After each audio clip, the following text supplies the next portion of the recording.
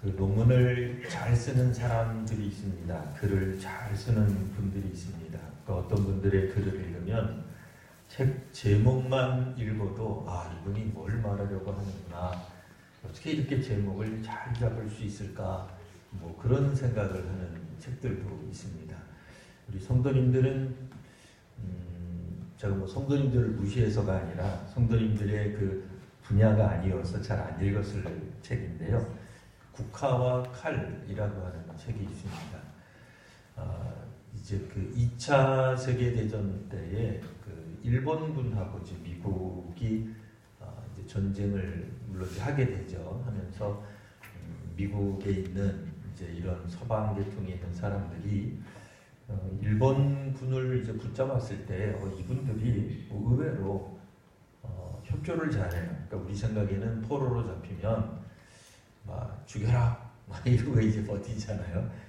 왜 나를 안 죽이느냐 이런데 이제 포로로 잡혀가면 이제 뭐 그 안에서 폭동이나 안 일으키면 참 다행인데 이 일본 병사들이 잡혔는데 굉장히 순종적인 거예요. 나중에는 그 일본에 있는 일본 군들만이 아는 그런 정보를 이렇게 잘 알려주게 됩니다. 그래서 이분들이 왜 이 일본 사람들의 정신세계는 어떤가 하면서 이제 연구를 한 책인데, 문제는 이제 때가 때이니만큼 일본은 한 번도 못 가보죠. 가볼 수가 없습니다. 근데 이제 책 제목이 국화와 칼. 궁금하신 분들은 이제 사서 읽어보셔야 돼요. 그래서 제목을 진짜 잘 잡아요. 그래서 이제 문화인류학적으로 어떻게 일본 사람들이 서양 사람들하고 다른 세계관을 갖고 있나, 뭐 이제 이런 거를 이제 살피는 건데요. 이제 그런 측면에서 이제 글 잘 쓰시는 분들은 제목도 잘 잡고 서론도 잘해요. 그다음에 본론도 잘 쓰고 결론도 잘합니다. 그러니까 우리 교회 성가대는 실력이 참 좋아요. 왜 좋으냐? 어떤 분들은 이제 우리 교회 성가대 수준에 대해서 혹시라도 몇 점을 줘야 되는지 궁금해하시는 분들을 위해서 제가 말씀을 드리면 아주 높은 점수를 줄 수 있어요. 이유는 설교의 시작을 하고 있어요.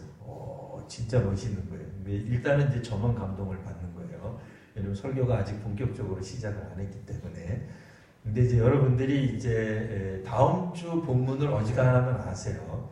우리 교회 주보는 다른 교회가 틀리게 다음 주 본문을 예고를 하고 있습니다. 아주 특별한 경우에 제가 아주 설교 준비를 잘 못하는 경우를 제외한다면 다음 주에는 틀림없이 요한계시록 2장 8절에서 17절을 설교할 거예요. 그래서 미리 예습을 해오셔야 돼요. 우리 교회의 특징은 예습을 안 해오시면 이 진도가 따라가기가 힘듭니다. 그래서 우리가 우열반을 나눠서 하는 건 아닌데 기왕이면은 미리 읽어오시면 좋다라고 하는 겁니다. 이 말라기의 내용이 그러면 어떻게 되느냐? 왜 제가 서두에 장황하게 성가대가 잘하고 있다 그 말하려고 국화와 칼까지 이야기를 꺼냈느냐? 이제 국화와 칼은 잊으셔도 되고 글 잘 쓰는 사람들 그것도 다 잊으셔도 되고 성가대가 오늘 세상 모든 풍파하고 이제 찬송하면서 받은 복을 세어보아라, 이게 중요하다. 이것만 기억에 남으시면 돼요. 다른 거 기억 안 하셔도 돼요. 이제는. 자, 이게 왜 중요하냐면 말라기라고 하는 구약 성경의 마지막 나와 있는 성경, 우리가 이제 성경 그러니까 이제 창세기, 뭐 레위기, 이게 말라기도 무슨 성경 기록인데 말라기 자체가 이름이에요. 그냥 사람 이름입니다. 좀 이상하긴 하지만 그냥 이름입니다. 말라기라고 하는 이름이 뭔지를 또 우리 성경에 보면 숫자가 나와 있죠. 나의 사자, 하나님이 보내시는 사람, 하나님이 보내시는 메신저, 이런 뜻이 말라기입니다. 이 성경, 구약 성경 맨 마지막에 나와 있으니 아마도 시대적으로 구약 성경, 구약 시대 때의 거의 끝부분, 종반부 아니 후반부 아닌가? 예, 맞습니다. 우리가 알고 있는 이제 오경, 갑자기 이제 성경 공부 시간 됐어요. 오경은 창세기, 출애굽기, 레위기, 민수기, 그 다음에 뭐예요? 여기서만 대답을 했어요. 네, 다음 주에 여기 있는 거 맛있는 걸 제가 제공할 수 있습니다. 여기서도 대답을 하셔야 돼요. 이건 질문한 거예요. 진짜로 질문한 거예요. 저 혼자 독백이 아니고 질문한 겁니다. 자, 창세기 출애굽기 다음에 뭐죠? 갑자기 이 부담되게 너무 많으면은 이제 뭔가를 제공 못할 수도 있습니다. 자, 민수기 신명기까지 오경이 실제로 구약 시대 때의 이 초반에 해당하는 얘기를 담고 있어요. 그리고 이제 여호수아에서부터 시작한 역사서들이 구약 성경 내용 중에 정말 중간쯤 해당하는 내용들을 말하고 있습니다. 그리고 선지서가 주로 이 뒷부분에 이제 구성되게 되죠. 위치하게 되죠. 구약 성경 내에 이제 그렇게 순서가 있는데 정말 순서대로 구약 시대의 끝부분쯤 해당하는 거의 후반부 혹은 종반부 이제 여기에 해당하는 내용입니다. 말라기가 구약 성경의 우리말 성경으로는 우리말 성경이라는 표현은 히브리어 성경 순서랑 좀 틀리기 때문이에요. 히브리어가 원래 구약 언어로 된 히브리어로 된 성경은 우리가 갖고 있는 성경하고 조금 순서가 틀립니다. 어쨌든 그 얘기는 빼시고 나중에 혹시라도 인터넷 뒤져보시면 이거 좀 틀린데 왜 틀리냐? 이 한국어 성경이 이상한 게 아니고 전 세계 기독교회에서는 히브리어 성경 순서대로 안 따르고 우리가 알고 있는 그 순서대로 따라 있습니다. 여하튼 그 말라기가 구약 성경 맨 마지막에 나온단 말이에요. 그러면 이제 구약 시대 맨 마지막 이야기냐? 꼭 그렇지만은 아닌데 거의 흡사해요. 그러니까 신약 성경도 복음서가 먼저 나오잖아요. 그러니까 복음서 이야기가 사실은 신약 시대의 첫 이야기가 됩니다. 그리고 요한계시록까지 나오는데 계시록이 물론 역사적으로 종말일 수도 있겠습니다만 어쨌든 그 당시 성경 시대, 신약 시대로 보더라도 거의 끝부분에 기록된 성경이다 이렇게 생각할 수 있습니다. 여하튼 이 말라기는 시대적으로 언제냐? 구약의 거의 끄트머리 부분이니까 어디겠어요? 맨 처음에 하나님 창조하시고 족장시대 훅 지나고 그 다음에 이제 애굽에 들어간 다음에 출애굽하고 광야에서 40년 보낸 다음에 이스라엘 사람들이 가나안 땅 점령해서 오랫동안 잘 삽니다. 이제 그러다가 우리나라처럼 우리 대한민국처럼 남과 북이 북과 남이 나뉘는 역사를 겪게 되죠. 불과 왕 3명을 거치고 나서는 솔로몬이 죽고 난 다음에 이스라엘이 북쪽은 이스라엘, 남쪽은 유다. 그러니까 북이스라엘이 그들의 명칭이 아니죠. 그들 명칭은 그냥 이스라엘이죠. 남유다라고 우리가 읽지만 남쪽 유다라고 안 했겠죠. 그분들 자신은 그냥 유다 왕국 이렇게 했겠죠. 그래서 북이스라엘, 남유다. 그러니까 북이스라엘이 아수르에 의해서 이건 이제 그냥 세계사입니다. 성경에 있는 동화나 성경만의 이야기가 아니라 실제 역사죠. 이스라엘의 역사 가운데 나타난 그러니까 현재적 그런 어떤 실제로 있었던 그런 사건이죠. 북이스라엘은 아시리아의 멸망을 하게 되고 한 100여 년쯤 지난 다음에 남유다가 바벨론이라고 하는 대제국에 의해 망하게 됩니다. 문제는 한 50년쯤 지난 다음에 하나님이 이스라엘 사람들, 남유다 사람들 중심으로 북이스라엘 사람들 포함해서 그냥 통칭 이스라엘 사람들에게 은혜를 베풀어 주셔서 이제 예루살렘으로 돌아가 땅을 재건하게 나라를 재건한 건 아니고 어쨌든 성벽도 세우고 성전도 세우고 하게 만들어 주십니다. 근데 한 15년 정도 걸렸어요. 혹은 그 이상 굉장히 오래 걸립니다. 오래 걸리고 나니까 이스라엘 사람들이 어떻게 했어요? 우리가 한번 생각해 보면 우리도 이곳 이 금호동에 멀쩡하게 집들이 있었는데 재개발한다고 어느 날 갑자기 어쨌든 꼭 정부가 다 하는 건 아닙니다만 어쨌든 국가적 차원에서 확 쓸어버렸어요. 막 두들겼어요. 온통 이 동네가 막 흉흉해졌어요. 사람도 없고 창문은 뚫리고 이상한 동네가 되어버렸다가 완전히 철거하게 되니까 완전히 폐허가 되어버리죠. 그때만 하더라도 과연 이것이 무슨 도시가 될까 무슨 마을이 될까 하고 있다가 몇 년이 지나고 나서 아파트가 뚝딱뚝딱 지어졌단 말이에요. 그리고 나서 입주하게 되는 사람들 입장에서 보면 얼마나 기분이 좋겠습니까? 제일 좋은 분들은 아무래도 원래 거기 살았던 분들이겠죠.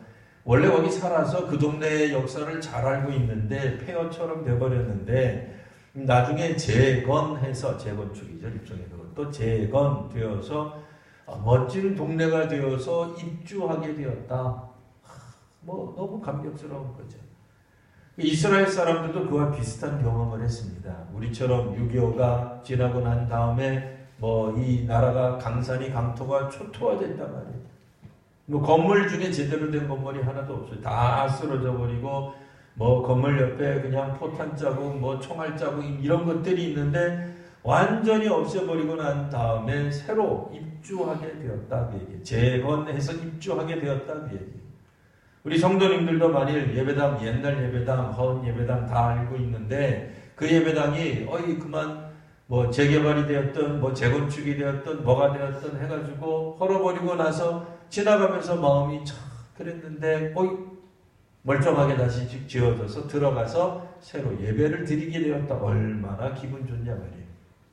이스라엘 사람들이 비록 나라는 망했지만 예루살렘 성전이 재건돼서 들어가면서 얼마나 열심을 냈을까, 얼마나 헌신했을까요? 얼마나 마음이 고향되고 기분이 좋았을까요? 그러기를 몇 년 한 거예요.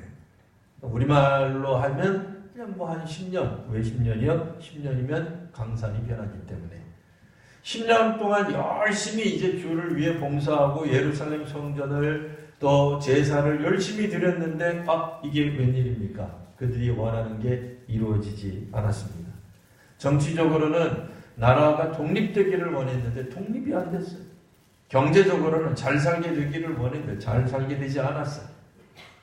혹은 공동체 안에서, 집단 안에서 자신들의 영향력이 어느 정도 꼭 최고 통치자가 되는 꿈을 꾸는 건 아니지만 그래도 자기가 좀 이야기하면 좀 잘 들어주는 그런 세상이 되기를 원했는데 웬걸 자기 얘기는 소설하고 들어주지도 않네요.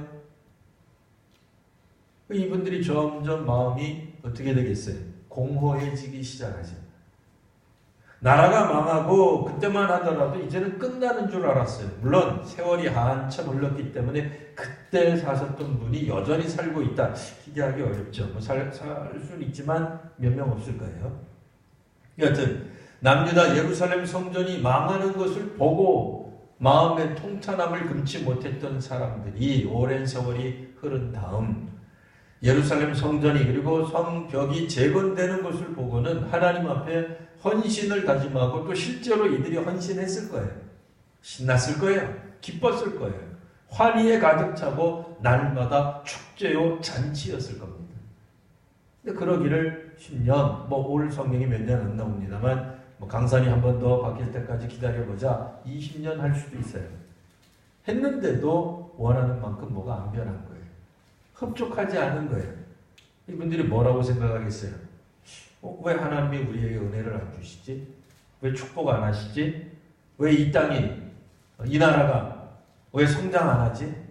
그런 생각 들잖아요. 지금 배경이 그때를 말하는 겁니다.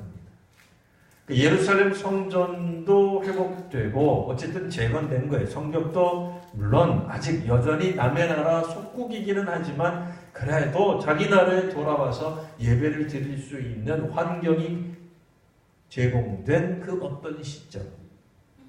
처음에는 이분들이 성전 재건된 걸 보고 한편으로는 마음이 안타까웠지만 그래도 마음이 기쁨으로 넘쳐서 온전히 예배를 드리고 예배를 사모하고 예배당 가는 것을 즐겨하던 그 어떤 시점에서 벌써 수년이 지난 거예요. 우리식으로 말하면 뭐예요? 내 봉사할 만큼 했다 이거예요. 기다려줄 만큼 기다려줬다 이거예요. 헌신할 만큼 헌신했는데 하나도 바뀐 게 없는 거예요. 이때부터 이들은 하나님에 대해서 불평하게 됩니다. 자, 이때 주께서 말씀하십니다. 2절 보시면 여호와께서 말씀하시기를 내가 너희를 사랑하노라. 나는 지금까지 너희들을 사랑하고 있다. 그런 뜻입니다. 과거에만 사랑했고 지금은 사랑 안 한다. 그런 뜻이라기보다는 나는 너희들을 사랑한다. 옛부터 지금까지 사랑해왔다 이런 뜻이에요. 근데 우리말 번역이 소위 말하는 영어의 뭐 과거 분사, 뭐 현재 분사 이런 걸 표현하기가 어렵잖아요. 이게 어렵기 때문에 그냥 우리말 번역에는 사랑하였노라, 그러니까 마치 과거에만 사랑했던 것처럼 기록되어 있지만 그 뜻은 아니에요. 과거에만 사랑했다 그 뜻은 아니에요. 내가 지금 혹은 과거로부터 지금까지 너희들을 사랑한다, 사랑하고 있다, 사랑하여 왔다, 뭐 그런 뜻이에요. 그냥 우리말로 그냥 나는 지금도 너희를 사랑한다. 그랬더니 이스라엘 사람들이 이제 이렇게 하는 겁니다. 2절 중간쯤 보시면 주께서 어떻게 우리를 사랑하셨나이까? 이렇게 이제 응답을 한 거예요. 그러니까 우리 성도님들이 2절은 성도님들이 읽으셨어요. 그러니까 우리가 성경 읽을 때 어떻게 읽어야 돼요? 우리는 우아하게 읽어야 돼요. 그러다 보니 우리가 읽을 때 이렇게 읽을 수밖에 없었어요. 너희는 이르기를 주께서 어떻게 우리를 사랑하셨는가?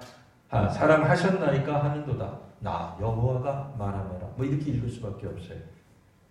근데 이게 어떤 뜻이냐면 하나님을 조롱하고 경멸하면서 하는 말이에요. 사실은.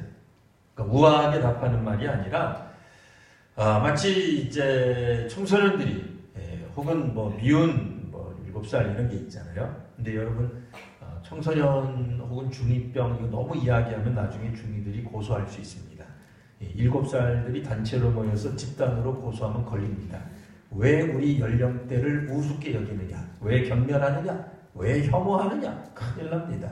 뭐 여하튼 그냥 우리끼리니까 그냥 얘기하는 겁니다. 자, 이런 친구들이 종종 뭐라고 얘기한다고요? 청소년 혹은 중2들에게 얘야 공부 좀 해라. 그러면 눈 똑바로 뜨고 이 아이들이 우리 부모님을 쳐다보면서 하는 말, 엄마가 아빠가 나한테 해준 게 뭐가 있어? 그렇게 얘기하죠. 예? 뭘 해줬는데? 얘기하잖아요. 그거 얘기한 거예요 지금 2절이. 그러니까 우리가 읽을 때 어떻게 읽어야 되냐면 주께서 어떻게 우리를 사랑하셨나이까? 뭐 이런 정도로 읽어야 돼요. 이게 어감이, 그러니까 우리가 우아하게 읽으면 안 돼요. 이게 사실 굉장히 경망스럽게 하나님을 경멸하면 말이 이상하죠. 어떻게 우리가 하나님을 경멸하게 쓰는데도 하나님을 경멸하듯이, 그러니까 우리말에 조금 더 가깝게 번역하면 이렇습니다. 주님 언제 우리를 사랑했습니까? 그런 말이에요. 우리말로는 어떻게라기보다는 언제. 실제로 공동번역이나 다른 성경에서는 언제 이렇게 번역을 해놨어요. 어느 때? 어느 때 우리를 사랑했습니까? 도대체 당신이 우리를 언제 사랑했다고 그런 말 하는 겁니까? 이런 투로 이스라엘 사람들이 얘기하는 거예요. 왜 이런 얘기를 한다고요? 예루살렘 성전이 재건이 돼서 이분들이 막 열심히 생겼어요. 하나님 드디어 우리에게 희망을 주시는군요.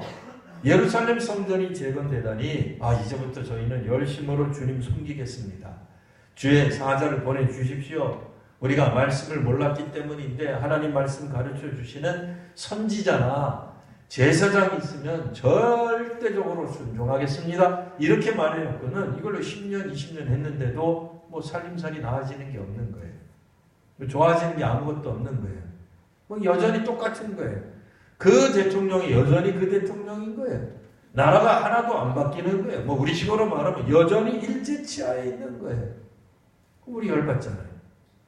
우리 예배를 열심히 드렸는데 철야기도까지 했는데 우리 애가 대학에 못 갔어.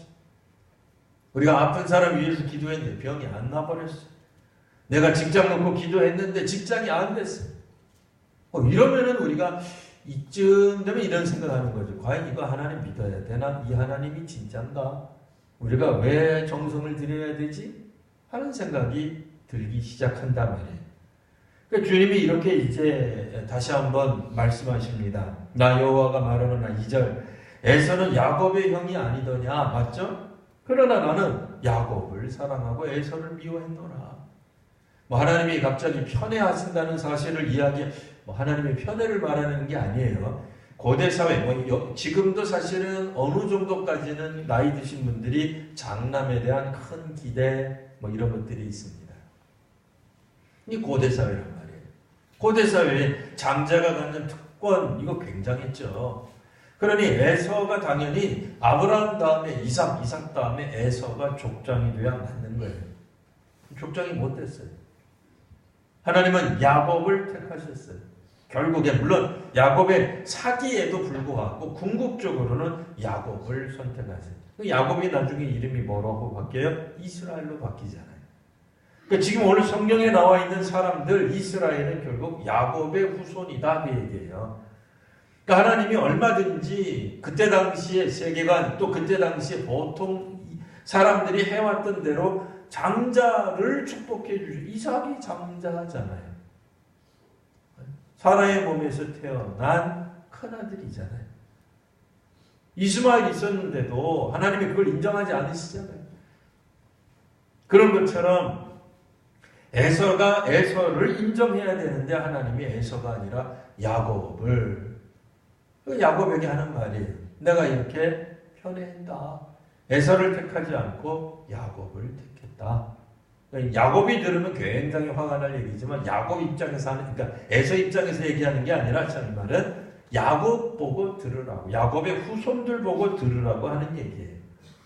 그러면 에돔은 에서의 후손들이죠. 에돔은 어떻게 됐느냐? 에서는 3절 보시면 그의 산들을 황폐하게 했다.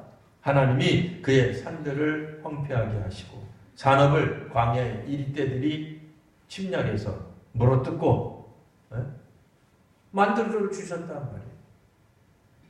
그런데 4절 에돔은 말하기를 우리가 무너뜨림을 당하였으나 황폐한 것을 다시 쌓겠다 이런 말 한다는 거예요. 얼마나 멋있어요 에돔. 우리가 7번 넘어져도 우리는 8번 일어날 거야. 그런 말 한다는 거예요.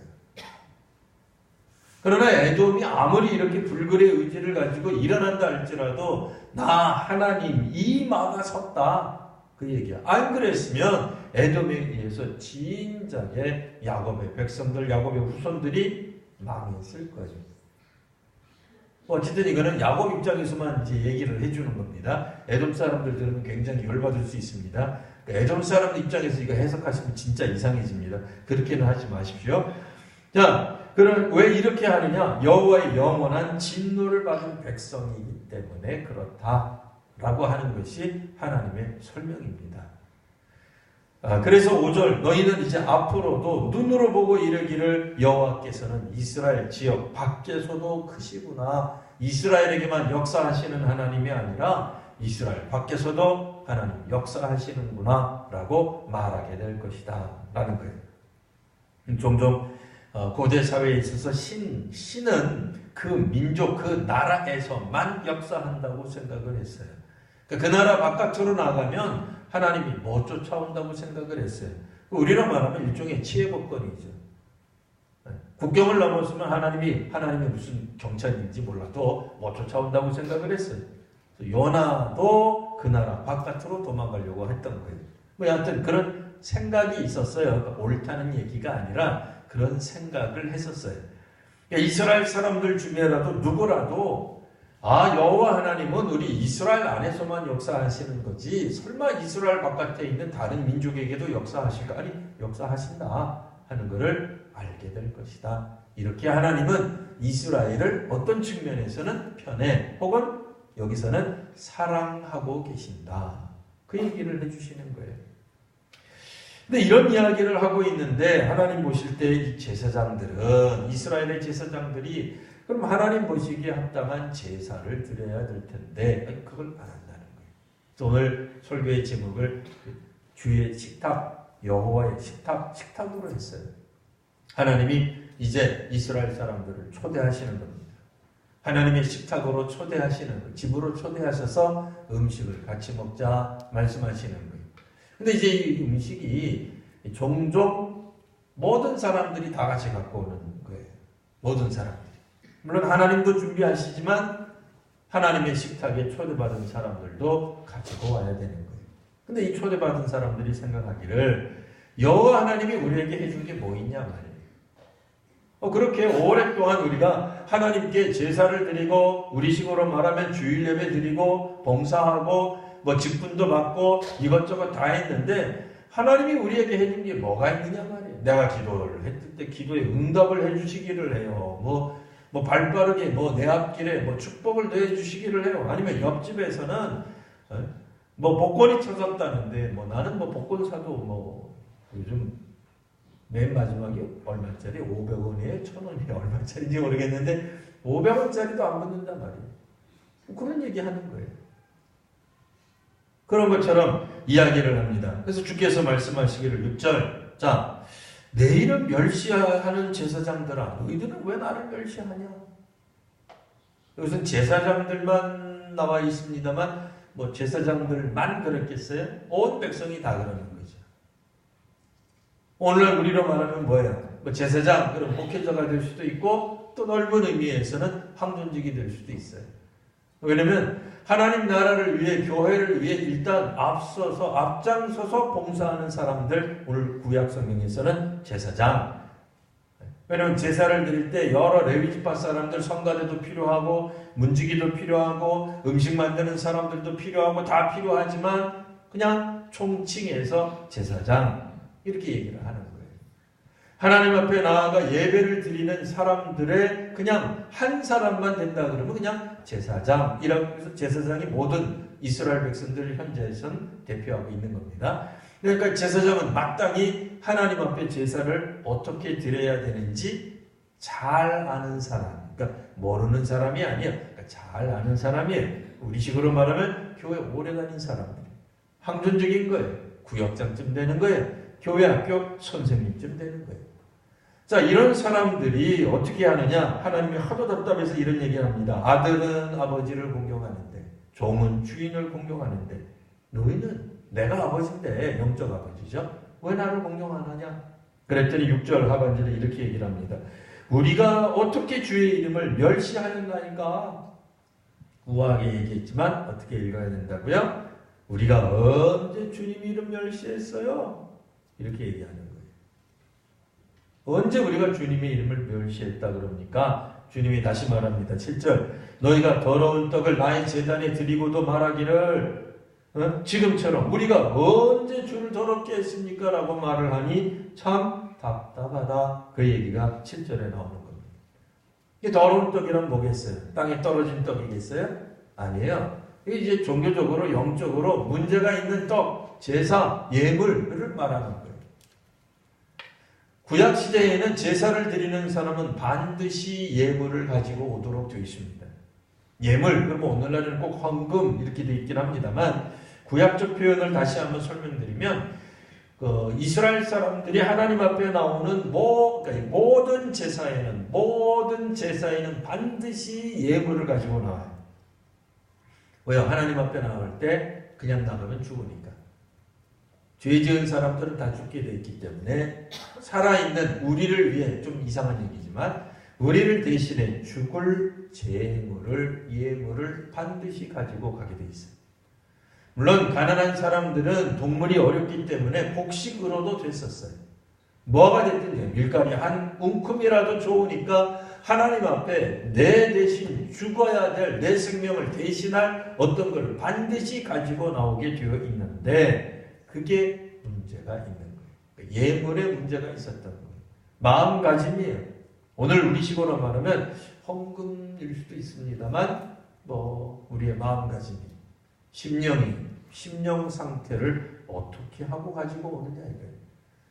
제사를 드리러 나오는 사람들이 더러운 떡을 가지고 와서 언제 우리가 주님을 더럽혔습니까? 주의 식탁을 언제 우리가 더럽혔습니까?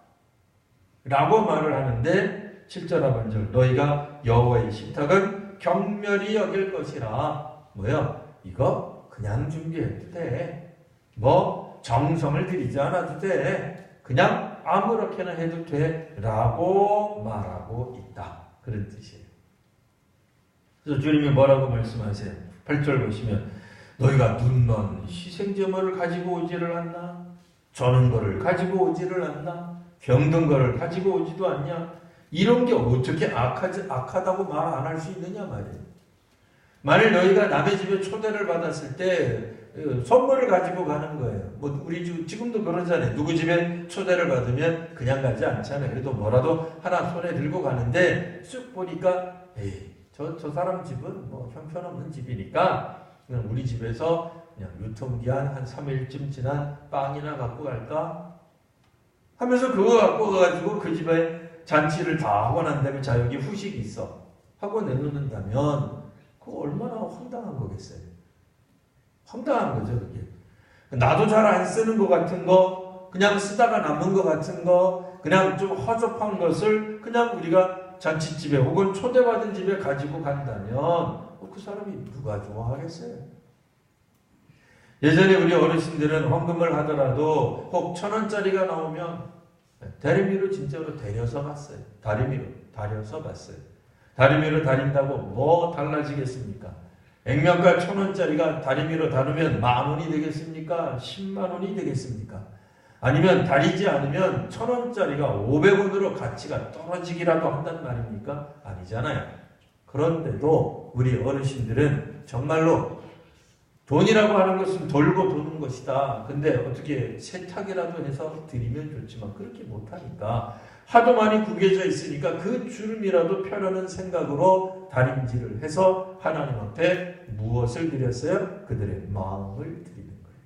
정성을 드렸단 말이에요. 근데 만약 우리가 하나님 앞에 예배를 드릴 때 혹 예전에는 이럴 수도 있었어요. 아 오늘 목사 설교가 내 마음에 드네. 5만원 헌금하려고 그랬는데 10만원 헌금하자. 에이 10만원 할까 그랬는데 30분 넘어 40분을 하는 거예요. 아무리 좋은 것도 너무 길게 하면 재미가 없지 하면서 갑자기 5만원 하려다가 만원 하려다가 50분 설교를 하네. 에이 오늘은 그냥 가자. 근데 구약시대 때 재물은 그렇게 할 수가 없어요. 우리 뭐 현대는 그렇게 할 수 있을지 몰라요. 현대사회는. 근데 구약시대 때는 왜 안 되죠? 자기 집에서 기르는 양을 갖고 와야 돼요. 양을 갖고 오다가 기분 나쁘다고 양을 흙을 묻히고 그럴 수가 없잖아요. 아니, 집에서부터 준비해 갖고 오는 거예요. 원래가. 그 예배를 드리기 나오는 사람은 예배를 드리러 나오기 전부터 집에서부터 마음가짐을 분명히 하고 나오는 거예요. 물론 여전히 우리는 인간이기 때문에 오늘 기도가 좀 이상하네. 성가대가 왜 저래? 오늘 설교를 준비 안 했나? 그러면 기분이 확 틀어질 수도 있어요. 그러나 기본적으로 우리는 설교자에게, 기도자에게, 성가대에 의해 우리의 마음이 바뀌는 게 아니고 오늘 이제 중요한 거. 성가대가 말했던 것처럼 그동안에 받은 복을 세워보고 오는 거예요. 주신 복을 기억하고 오는 거예요. 하나님이 주신 복을 깨닫고 우리 집에서 오늘은 저 예물을 바쳐야지 하고 정성을 들여서 그 예물을 이고 지고 하나님의 성전 앞에 내려와서 드리는 거기 때문에 중도에 포기하고 바꾸고 그러는 게 없다 그 얘기예요. 오늘 제사장이 잘하나 잘 못하나 레위 지파 사람 왜 저래? 내가 드리는 재물 양을 한 번에 확 올려야지. 어저께 밥을 안 먹었나? 혼자서 못 들어서 둘이 드네. 저 왜 저래 저거? 이렇게 하지 않는다 그 얘기. 준비해온 양이 온전히 하나님 앞에 제물로 바쳐지는 거예요. 그러니 집에서부터 미리 생각하는 거예요. 오늘은 저걸 바칠까? 아니면 저놈을 바칠까? 저거 눈멀었구나. 저거 더 받자 소용없는 거? 그까이 하나님께 드리지 뭐. 왜? 10년, 20년 동안 내가 기쁨으로 봉사했는데도 뭐 나타난 게 하나도 없어요. 일어난 게 하나도 없어요. 성장은 무슨 내 삶에 하나님 덕본 게 하나도 없다 이렇게 생각하는데 뭐 제사 안 드릴 수는 없잖아요. 이스라엘 사람이니까 남들이 보니까 안 드릴 수는 없잖아요. 우리 식으로 말하면 뭐예요? 유다 지파니까 왕손이니까 안 할 수는 없잖아요. 하긴 해야 되겠는데 우리 식으로 말하면 뭐예요? 주일날 그냥 예배 뭐 드리지 뭐 가기 싫은데 드리지 뭐 하는 거예요.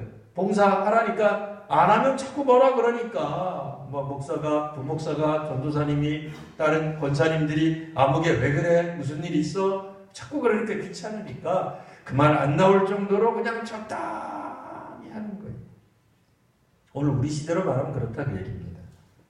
그래서 주께서 말씀하시기를 이렇게 얘기를 합니다. 9절 그래 놓고도 너희가 말을 하기를 우리는 나 하나님께 은혜를 구하면서 우리를 불쌍히 그러니까 하나님께 우리가 하나님께 은혜를 구하면서 우리를 불쌍히 여기소서 말은 그럴듯하게 하는데 실제로 드리는 건 뭘 드려요? 눈먼 거, 병든 거, 저런 거를 드린단 말이에요.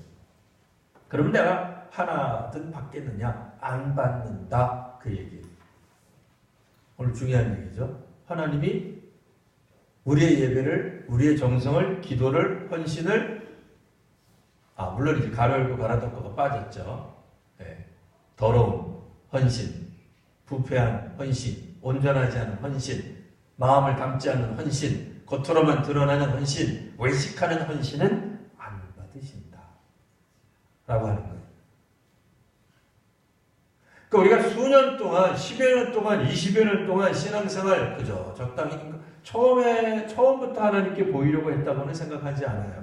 이 성경은 정말로 그 말라기는 기본적으로 열심을 내었던 사람들을 전제하고 있어요. 그러나 아무리 열심을 해도 하나님의 응답이 더디 오는 것 같고 안 주시는 것 같고 부흥도 안 되는 것 같고 성장도 안 되고 나라도 독립이 안 되고 내 삶도 나아지는 것 같지가 않고 내가 말하는 것이 하나도 이루어지는 것이 없으니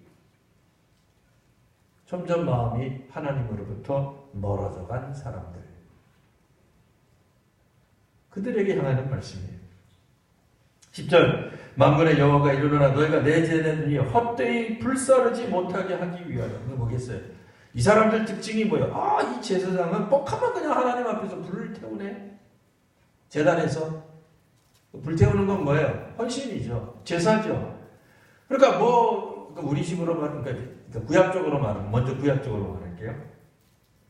뻔질나게 와가지고 제단 앞에, 하나님의 발전 앞에 불은 그냥 잔뜩 지펴놓는 거예요. 뭐예요? 그만큼 드릴 재물이 많으니까 화력이 있어야 많은 재물을 바칠 거 아니겠어요? 그러니까 제사는 엄청 드리는 거예요. 이 제사장이. 그렇게 많은 제사는 엄청나게 드리는데 제발 이 제사 안 받고 싶다고 얘기해요. 오늘 우리 식으로 말하면 뭐예요?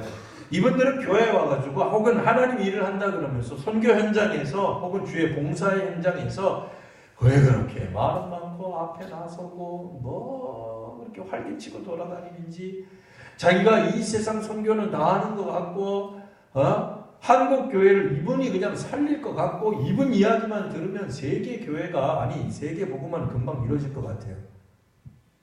난리를 치는 거예요. 이거 안 해가지고 우리 교회가 부흥 안 하는 거고, 이거 안 해가지고 우리 여전교회가 남수교회가 이렇게 되는 거지, 이것만 하면 되는데 이걸 안 해가지고 말이야. 내 얘기 안 들으니 말을 엄청나게 하는데 이게 뭐예요? 불사르는 거예요. 불은 그냥 가서 지피는 거예요. 그런 분들 있잖아요. 그러니까 좋은 의미에서는 열정적인 거예요. 불을 갖고 있는 거예요. 근데 나쁜 의미에서는 뭐예요? 그냥 잘못된 게 하는 거예요. 소리는 엄청 나는데 실제로 나타나는 게 뭐가 없는 거예요.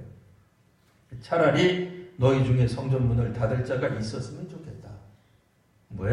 좀 그런 사람 성전 안으로 좀 알았으면 좋겠다. 그런 제사장은 좀 필요치 않은데 내가 너희를 기뻐하지 아니하며 너희가 손으로 드리는 것을 받지도 아니하리라. 그런데도 열심히 드리는 척하고 있다는 말이에요. 하나님의 이름은 오히려 어디서 드높냐? 11절 해 뜨는 곳에서부터 해 지는 곳까지. 우리도 옛날에 이런 찬송 많이 불렀어요. 기억나시죠? 해 뜨는 때부터 해 지는 데까지. 이거 이방인들이에요. 이거는 이방 민족에게서 오히려 내 이름이 높아질 것이다. 왜냐? 그들은 깨끗한 제물을 드리기 때문에. 양이 많은 것을 말하는 게 아닙니다.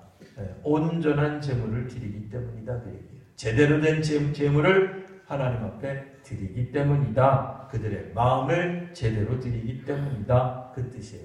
이방인이 하나님께 헌신해봐요. 얼마나 헌신하겠어요? 이스라엘 사람들이 볼 때 그렇게 생각할 수 있잖아요. 우리는 아브라함 때부터 하나님의 백성이었어. 너희는 하나님 백성 된 지 며칠 됐어? 그러고 있잖아요. 우리도 오래 믿으신 분들이 나중 믿은 분들은 열심히 낸다 그러면 너희 몇 년 됐어? 10년 됐어? 나는 4대째 믿어. 이렇게 얘기하잖아요. 4대째 아니라 5대째 믿으면 뭘 어쩌냐 말이에요. 깨끗한 제물을 드려야 되는데 오히려 하나님은, 하나님의 이름은 이방인 가운데서 더 크게 될 것이다. 12절 그러나 너희는 말하기를 이건 이제 그 이스라엘 부패한 타락한 절망 가운데 있는 탈선한 이스라엘이 이렇게 말하는 거예요. 여호와의 식탁은 더러워졌고 그 위에 있는 과일 먹을 것 격렬히 여길 것이라. 무슨 얘기야? 하나님의 식탁? 그 먹을 거 없던데 그런 얘기예요. 뭐 그렇게 준비해? 뭐 그렇게 열심히 해? 대충 해. 그런 얘기예요. 하나님이 우리에게 주시는 게 없다는 거예요. 하나님의 식탁, 하나님이 차리신 만찬에 참여해봤자 별로 먹을 것도 없는데. 근데 그러면서 굳이 또 하나님을 찾는 이유는 뭐야? 민족의 신이기 때문에 그냥 찾는 거예요. 민족 신이니까. 그런 정도로만 엮여 있는 거예요. 그래서 주님이 말씀하시기를 또 계속 말씀하십니다. 13절 너희는 이렇게 말을 하더라. 그 얘기 일이 얼마나 번거로운고 매주일 교회 가는 게 얼마나 번거로운고 한 번도 안 빠지고 주를 위해 섬긴다는 거 꼭 그렇게 해야 하나? 물론 이제 현대 상황에서는 쉽지 않다는 걸 알고 드리는 거니 그냥 새겨서만 들으십시오. 형편에 따라 그냥 들으시면 됩니다. 자, 이게 이제 얼마나 번거로운 거 할 때마다 주님이 말씀하신 율법대로 제물을 고르고 또 고르고 또 골라야 돼요. 귀찮잖아요. 주님이 뭐라고 말씀하셨어요? 수컷을 드리라고 돼 있어요. 수컷이 더 거룩해서요? 아니에요. 하나님 애굽에서 죽이실 때 뭘 죽이셨어요? 장자를 죽이셨어요. 첫 번째 난 것을 죽이셨어요. 다시 한번 얘기할게요. 뭘 죽이셨다고요? 장남을 죽이셨어요. 사람들이 성경 읽을 때 첫 번째 난 것만 죽였다 그러니까 장남이라고는 자꾸 생각 안 하세요. 장남을 죽이셨어요. 그렇잖아요. 그 이후에 하나님은 뭐 애굽에서 죽이셨을 뿐 아니라 때로는 장남을 첫 번째 난 수컷을 하나님께 드리라고 요청하세요. 하나님의 요구예요. 근데 가만히 보면 보다가 양 아무거나 그냥 드려요. 그랬더니 수컷이 아니라 암컷이에요. 암컷 드리면 뭐 나빠요? 그런 개념이 아니잖아요. 하나님이 말씀하실 때는 드리는 것도 방식이 다 있어요. 제 마음에 자기가 원한다고 자기가 정성을 드린다고 자기 식대로 한다고 받질 않으세요.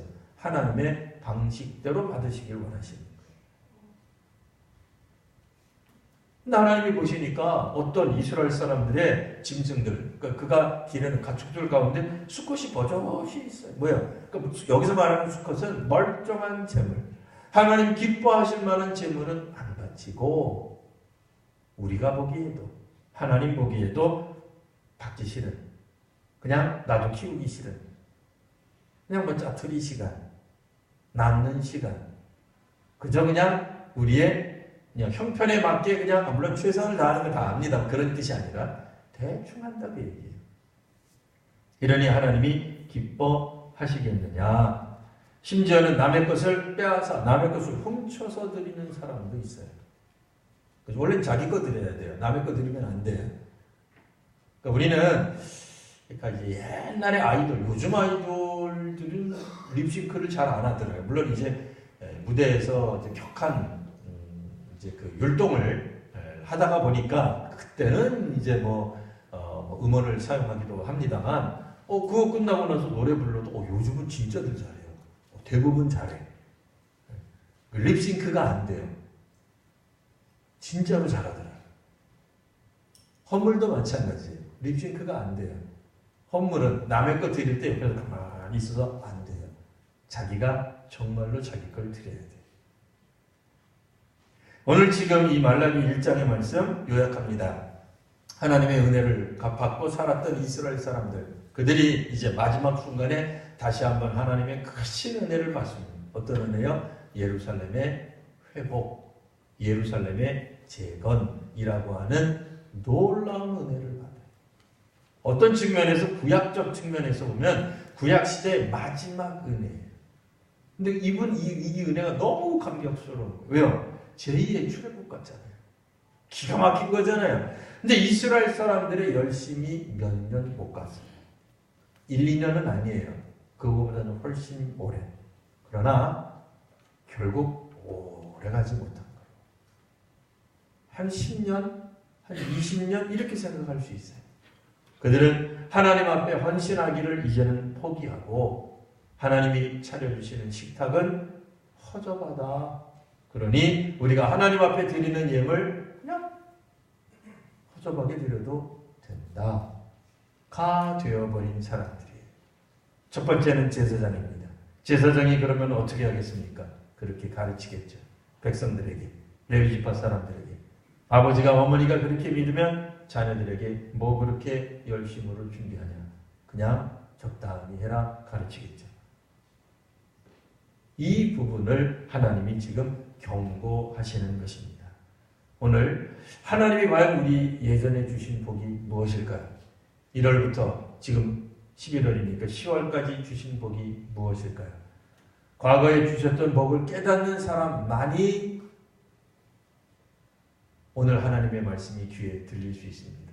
여전히 하나님은 우리에게 주신 것이 없고 우리가 아무리 헌신하고 기도하고 하나님 앞에 올바르게 살아간다 할지라도 변하는 게 없다 라고 포기하는 사람들에게는 하나님이 그들의 예물도 기도도 헌신도 사역도 아무것도 안 받으실 수 있습니다. 뒤집으면 모양새가 작아도 볼품이 없어도 규모가 작아도 하나님께 온전히 드리기만 한다면 깨끗한 제물을 드리기만 한다면 심지어는 오늘 성경 뭐라고 나와 있어요? 이방민족 누가 어디에서부터 어디까지 해 뜨는 데서부터 해 지는 데까지 이름 알아요? 몰라요. 누군지도 몰라요. 가치도 없어요. 기억도 안 나는 이방인이라 할지라도 그들이 드리는 깨끗한 제물은 받으시고 그 민족 중에 하나님의 이름이 커진다 그 얘기예요. 여러분 양을 말하는 게 아닙니다. 하나를 하더라도 온전히 해야 됩니다. 그리고 하나님은 하나가 아니라 전부를 원하십니다. 기도하겠습니다. 거룩하신 주님, 주의 말씀대로 나아갑니다. 구약 성경 말라기 선지자를 통하여서 이스라엘 백성들에게 하셨던 말씀들이 그때 그 백성들과 또 지금을 살아가는 이 시대의 저희들에게 들려지게 하여 주옵소서. 같은 마음은 아니겠으나 비슷한 마음으로 동일한 마음으로 공감되는 마음으로 우리가 구약의 성경의 말씀을 읽게 하시고 구약의 백성들이 오늘 저희들이 되게 하여 주옵소서. 거룩하신 우리 구주 예수님 이름으로 기도드리옵나이다. 아멘.